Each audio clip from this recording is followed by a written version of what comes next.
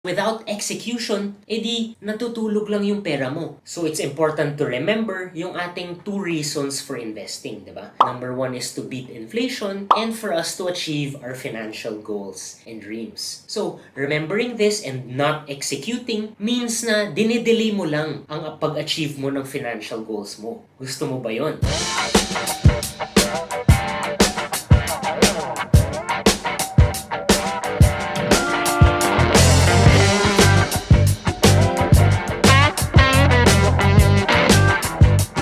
Ulit mga ka-RFF, my name is Enro Mendoza from Rampver Financials. Thank you so much for supporting us and watching our videos. If you're new here, welcome to our channel and our RFF community. We at Rampver Financials are committed to helping you achieve your financial goals and dreams. Through our videos, we hope to educate you and guide you towards financial freedom and success that you define for yourself. So, if you haven't yet, please subscribe to our YouTube channel by clicking the subscribe button below. So, last time we talked about why saving your money is not enough. Bakit? Dahil we have this thing called inflation, di ba? We talked about how inflation ay yung pagtaas ng presyo ng mga bilihin. Thus, bumababa yung value ng ating pera. Dati yung 100 pesos natin, nakalayo tayo sa taxi. Ilang kilometro to. Ngayon yung 100 pesos natin, angkas na lang. Minsan hindi pa umaabot. And because of this, we want to be able to invest our money, put it in vehicles for it to appreciate over time, for us to beat inflation, and for us to achieve our financial goals and dreams. For today naman, let's talk more about investing. Ano ba yung investment? Diba? Start tayo sa dictionary definition of an investment. Ang investment is the act of putting money, effort, or time into something to make a profit. Ibig sabihin, nag-invest ka na may expectation ka na makakuha ka ng kita. Bibili ka ng isang property dahil nais mong kumuha ng rental income, di ba? O renta galing sa isang tenant mo. Or mag-i-invest ka sa stock market para makakuha ng dividends or interest, or posible ring mabenta mo ang stock na ito sa mas mataas na halaga. Alam mo ba, sa mundo natin ngayon, ang dami-daming klase ng mga investment. Laging bagong may sumusulpot here and there. Ano ang mga investment or mga examples ng mga investment? Una, real estate, di ba? I'm sure alam nyo to, mga properties, house and lot, condos, yun ay real estate. Meron rin tayong stocks or pag-invest sa stock market wherein you get a piece of stocks like Jollibee, SM, Ayala, di ba? When you buy shares of these companies through the stock market, ibig sabihin may ownership ka ng growth nila as a company. Pero, alam mo ba, meron rin mga bagay-bagay na pwede maging investment katulad ng art, di ba? Paintings, mga sculpture, nakikita natin to sa mga buildings or even sa malls, di ba? Maraming ganito. Or pwede ring mga watches, mga Rolex, mga Patek Philippe, mga Audemars Piguet, or nakita natin ngayon sa mga kabataan. Grabe, marami ngayon sneakers, 'di ba? Katulad ng Air Jordan or even mga Yeezy, 'di ba? Sa ngayon, kahit ang NBA or Pokemon cards nagiging investment na rin. So, ang dami-daming klase ng mga investment. Ngayon, baka tinatanong mo, saan ba pwede magsimula? Kasi ngayon, wala ka pang investment, kumikita ka ng income, pero hindi mo alam kung saan ilalagay yung pera mo para mag-grow siya over time. Diba? Saan ka magsisimula? I'll give you some tips on how to start your financial journey. I'll start with these 3 tips. Tip number 1 is know your goals and your situation. Let's say you're 30 years old. Paano ka ba when you're 60? Kunyari, gusto mo mag-retire ng 60. So, from 30 years old up to 60, how does that look like? Ano yung mga goals mo in between? You can be as visual as you want and baka better nga, ilagay mo to sa isang papel, di ba? Kunyari ako, gusto ko 30. Tapos, in 2 years, gusto ko mag-further studies. Or in 3 years, gusto ko ikasal. Tapos, magkaanak down the road, diba? So, kailangan iplano ko rin, okay, saan kami titira? Knowing na may anak ka, syempre, in 15 to 18 years, may pang-education siya. Mapagpaaral mo siya sa isang private school or sa college, isang magandang college, diba? For the best education for your kids. So, based on your goals, alamin natin yung time horizon ng mga goals na yun. Long term is mga 10 years and above, diba? Matagal pa yan. your kids' education, di ba? More than 10 years pa yan. Tapos, ano yung mga short-term goals mo? Maybe in 3 to 5 years, that's your additional studies, wedding, first property. And in between that are your moderate goals. Importante to para in the future, when you strategize, kailangan matched yung iyong investment instrument sa time horizon ng mga goals mo. Next, kailangan alamin mo rin ang iyong risk profile, di ba? Ano itong risk profile? You need to know that you can be an aggressive investor or baka conservative ka lang talaga. Kasi kunyari, aggressive investor ka, can you really sleep? Kasi kunyari, aggressive investor ka, can you really sleep knowing na 20% ng funds mo, down ka? Di ba? Nawawala yung 20% or even 30%, 40% of your investments. Nalulugi ka na? Kaya mo ba yon?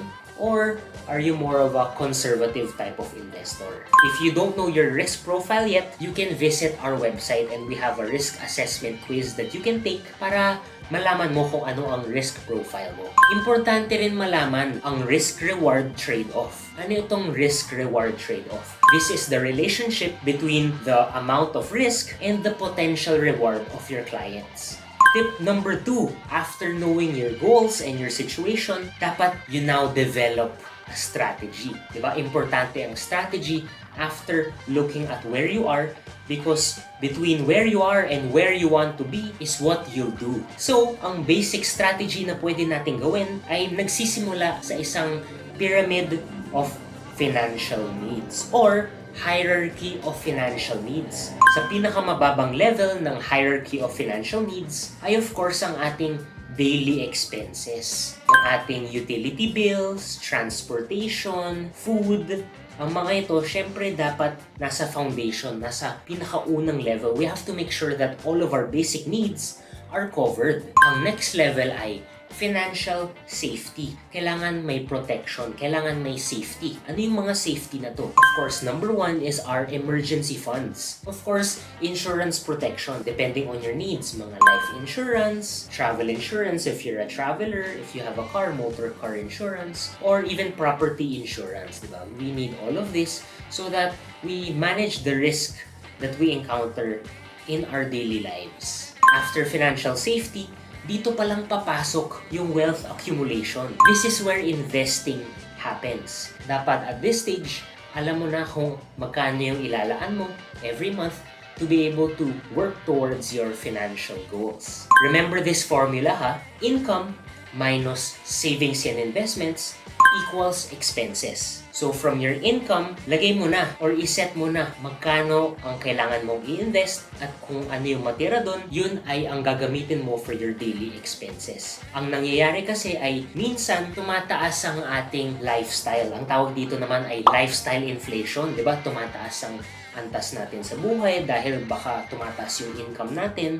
Dapat alamin na natin kung magkano ang i-invest natin and papagkasyahin natin kung ano yung natira. So, pag tumaas yung income natin, dapat ang unang tataas ay ang ating savings and investments, hindi ang ating expenses. Ang tawag dito naman ay paying yourself first. Diba? Dapat binabayaran mo muna yung sarili mo para sa future mo bago mo bayaran ang ibang tao na nagpapayaman sa kanila, diba? Siyempre, hindi ko naman sinasabi na dapat wala tayong luho. All I'm saying is, dapat conscious tayo kung saan natin nilalagay yung pera natin. Now, after na plano mo na ang lahat ng ito is when you will be able to execute.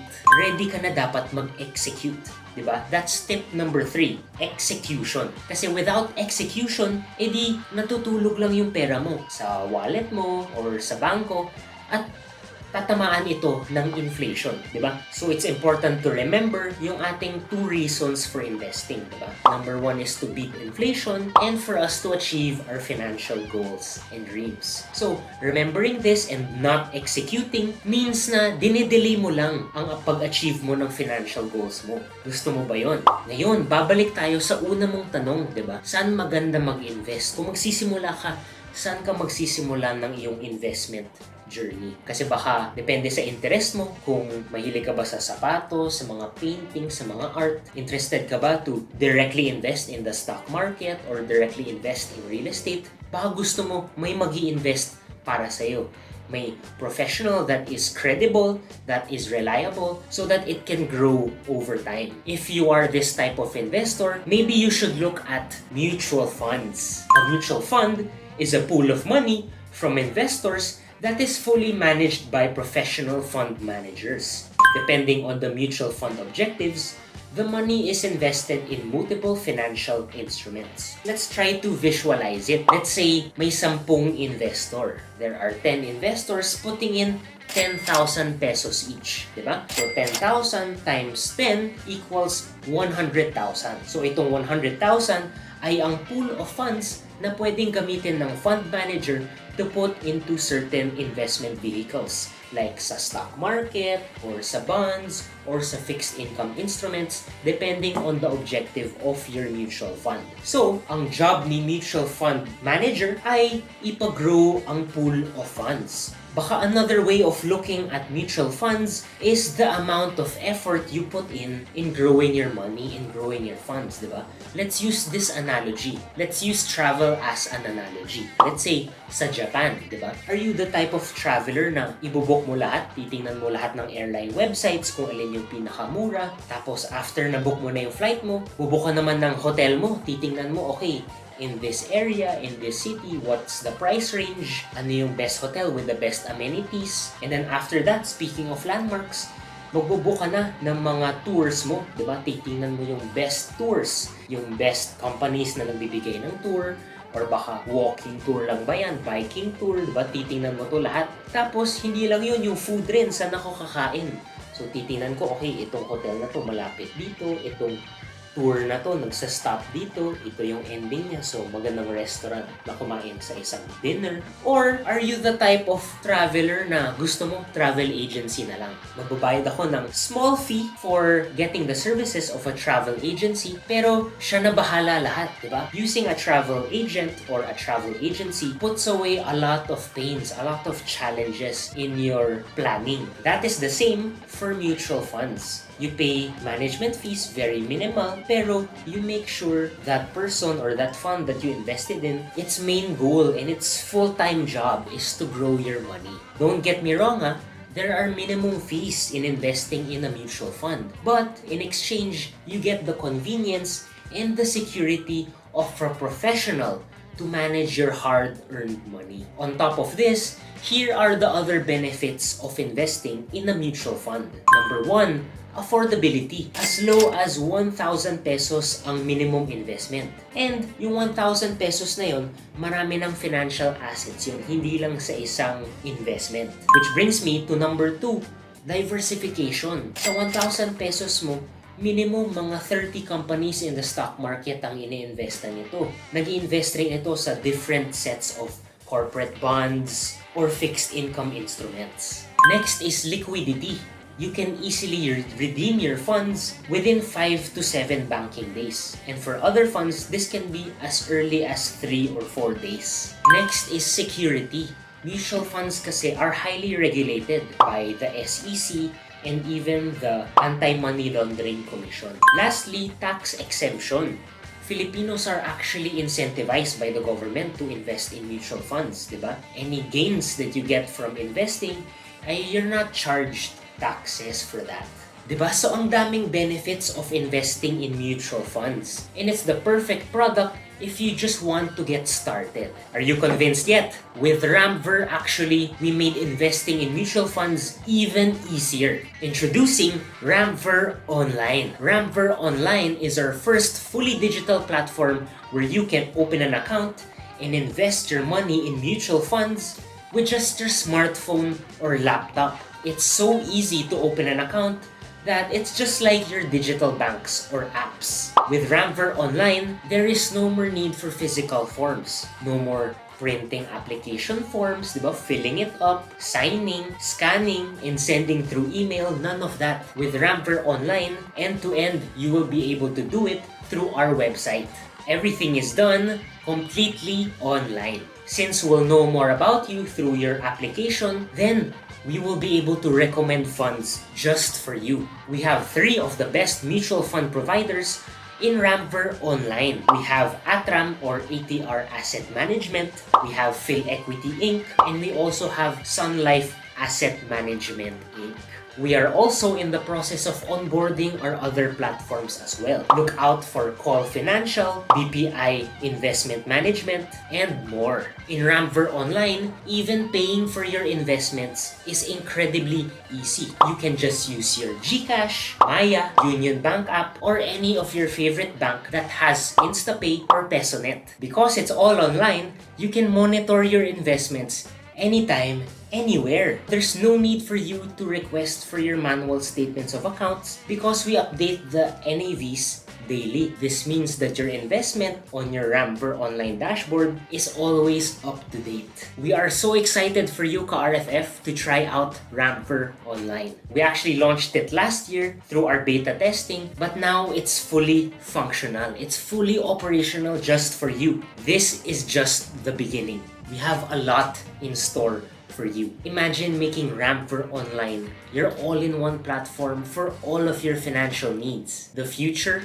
is exciting. To get access to Rampver Online, please visit app.rampver.com. So, visit this link below, app.rampver.com. And that's it for today, ka-RFF. I hope you found this video valuable. If you did, please share it with a friend and give it a thumbs up for the YouTube algorithm. If you haven't yet, please subscribe to our YouTube channel and hit that notification bell as well so that you're always updated and notified on our latest videos. Again, my name is Enro Mendoza from Rampver Financials, empowering you for financial success. See you on our next video. Cheers!